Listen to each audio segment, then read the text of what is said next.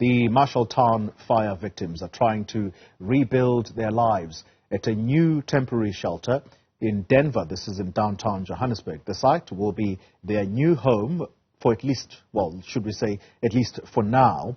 The Usindiso buildings claimed 74 lives. Ziniko Mhlaba is in Denver right now, and he brings us an update as to the conditions that the victims of that fire, Ziniko, find themselves in. I see a number of zinc structures behind you.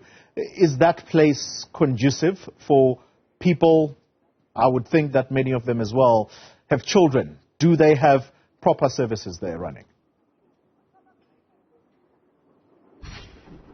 A very good morning to you, Paul. Yes, we're just outside that temporal site allocated by Human Settlements and the city of Johannesburg. You will remember that after that tragic fire in August, a lot of the victims who were willing to be housed at various shelters under the city of Johannesburg were placed in 3 or about 2 shelters in the city of Johannesburg. However, the duration in which they could stay at those temporary shelters was limited, and at the end of that particular duration, they were then moved to this site behind me right now. So to answer your question, we've not been able to get inside yet. I was trying to establish, to get permission to get inside. From what we see from a distance, the zinc structures look very decent in terms of the safety, in terms of because there's also a security component that is stationed outside to ensure that the people who are residing inside this particular site is very, very safe, and they're able to account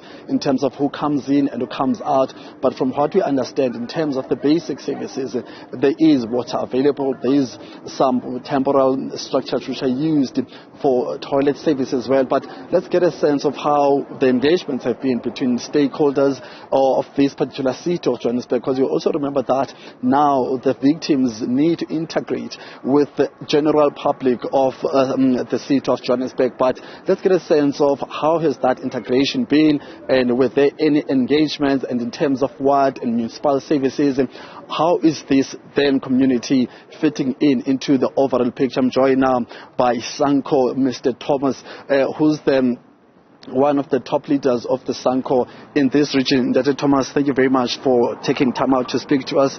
We are just outside this particular site where the fire victims have been placed.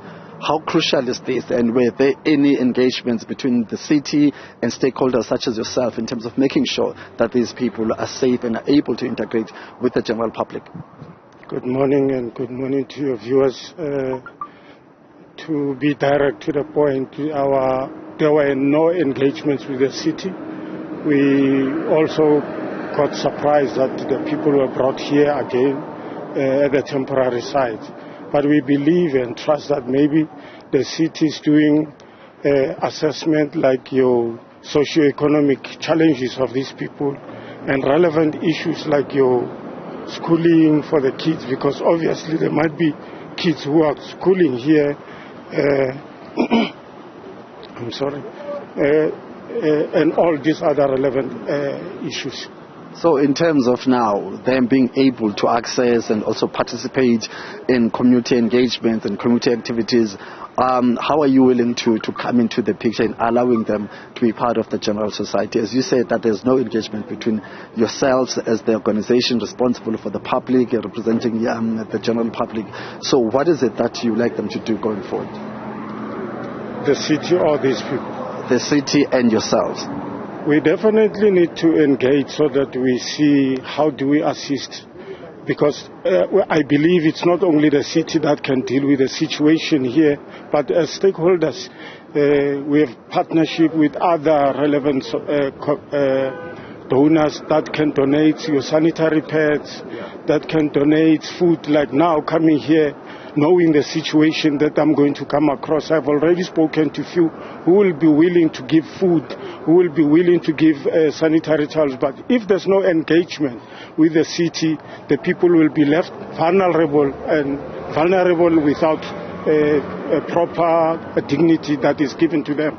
Thank you very much, sir, for your time. Okay, thank you very much. Thank you very much. That's Ndete Thomas there from SANCO, the South African National Civic Organization responsible for being the voice of residents in South Africa. We're talking to him as the leader of this particular organization in the region of Johannesburg. Very concerning, they're saying that there hasn't been any engagement between themselves and the city of Johannesburg in terms of trying to see how the residents or how the victims of fire can be able to assist, raising very important issues there, such as the schooling and the need for these young ones who are residing here to be able to be integrated even into the schooling organization. But in terms of how the situation is, we'll speak to one of the organizations that has been intimately involved in trying to assist. We'll also get a sense then of how the situation is inside. So we'll do that in the next hour or so. Oli, for now, it's back to you.